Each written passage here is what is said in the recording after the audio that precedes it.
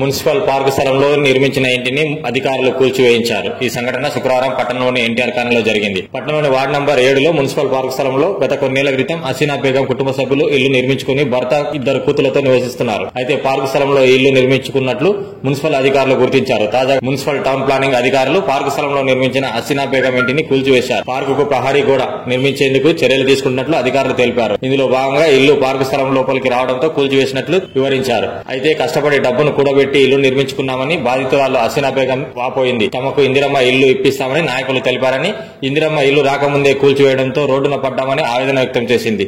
తమకు ఇందిరమ్మ ఇల్లు ఇప్పించి ఆదుకోవాలని మొరపెట్టుకుంది.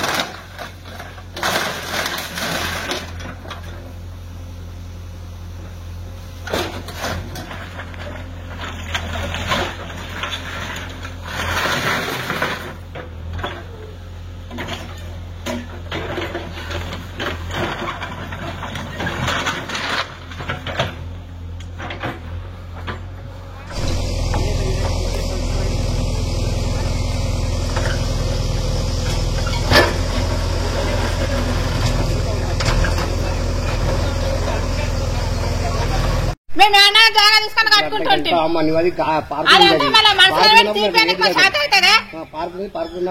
లేనన్నా మీనన్నా అసలు ఉన్నదా కోరు పందులు వచ్చే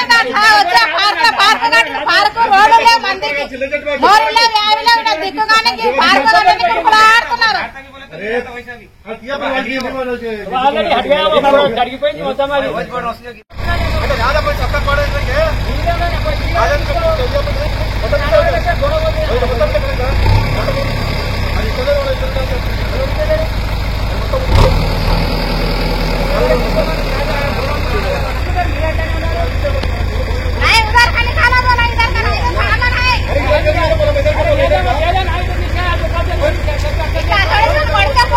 और भी आ रहा है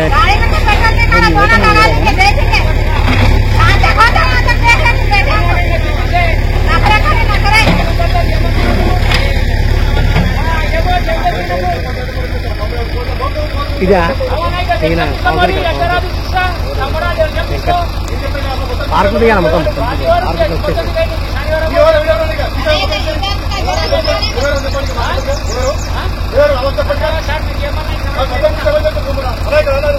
ఏమంటాడు